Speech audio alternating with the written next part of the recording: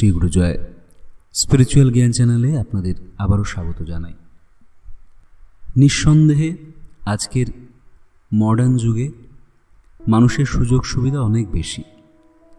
আগে একজন গ্রামের মহিলাকে মাথায় করে জল নিয়ে আসতে হতো অনেক দূর থেকে, বা বাড়িতে রান্না করতে হতো, বাটনা বাটতে হতো।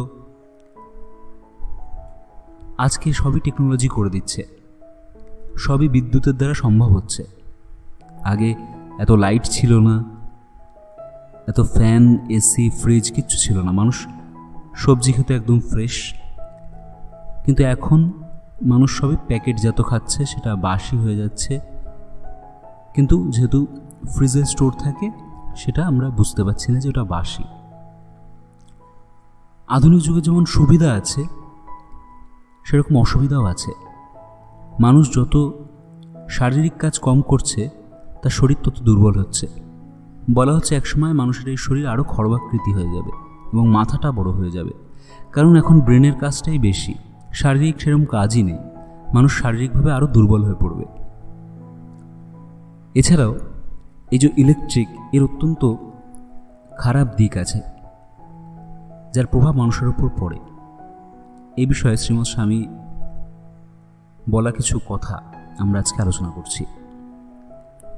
একজন প্রশ্ন করলেন, বাবা, বিশেষত শহুরেদের আজকাল বিজলির ব্যবহার অত্যন্ত বাড়তির দিকে, এর কি কোনো খারাপ প্রভাব পড়তে পারে? উনি বলছেন, হাই রাইজ অনেকবারই হাইটেক পদ্ধতিতে এমনভাবে তৈরি যে দিনের বেলা তো আলো দরকার হয়। এছাড়া আছে পর্দা সর্দা টানিয়ে সূর্যের আলো রুখে দিয়ে উচ্চ শক্তির ইলেকট্রিক বাল্ব জ্বালিয়ে ঘর আলোকিত করা। Fridge, TV, washing machine, air conditioner, room cleaner, পাখা, এসবে তো প্রচুর কারেন্ট দরকার। তার ফলে ঘরে পজিটিভ আয়ন বেড়ে যায়। এসব ব্রেন ও চোখের পক্ষে বিশেষ হানিকর। টেলিভিশনে যখন ছবি থাকে না, তখন স্ক্রিন কেমন বুদবুদে ভর্তি হয়ে যায়, তাকানো যায় না। যখন ছবি আসে তখনও অমন কম্পন থাকে, ছবির জন্য নজরে পড়ে না।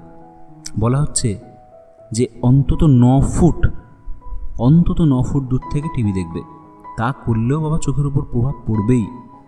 লক্ষ্য করেছ, যেখান থেকে হাই টেনশন লাইন টানা হয়েছে তার নিচে ট্রানজিস্টার বাজে না, দেখা তো যায় না, কিন্তু কতখানি প্রভাব ভেবে দেখো। পশ্চিমের দেশগুলোতে এই অতিমাত্রায় বিজলি ব্যবহারের জন্য 24-25 বছরে টাক পড়ে যাচ্ছে।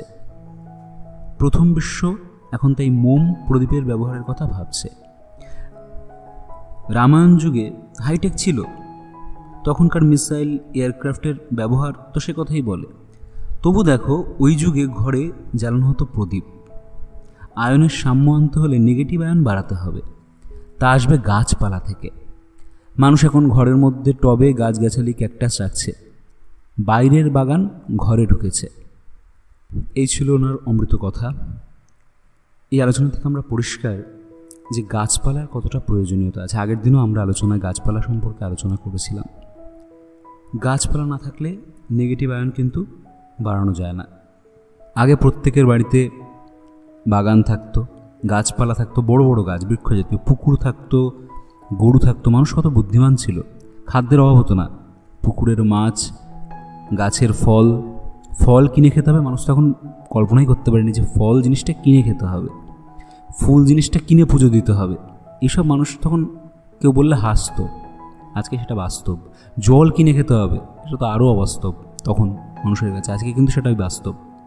টেকনোলজি উন্নতির সাথে সাথে মানুষের যেমন সুবিধাও হয়েছে, সেরকম কিন্তু প্রাকৃতিক দিক থেকে মানুষ অনেক দূরে সরে আসছে, যার ফলে খুব স্বাভাবিকভাবেই মানুষকে বিভিন্ন রোগে ভুগতে হচ্ছে। যেমন বেলগাছ লাগালে কিন্তু এই যে বিভিন্ন রকম প্রভাব, টাওয়ারের প্রভাব বা বিভিন্ন রকম যে ইলেকট্রিক যন্ত্রাংশের প্রভাব, তার থেকে অনেকটা রক্ষা পাওয়া যায়। আজকের আলোচনা আমরা এখানেই শেষ করছি। সবাই ভালো থাকবেন, সুস্থ থাকবেন। ওম শ্রী গুরুজয়, শ্রী গুরুজয়, শ্রী গুরুজয়।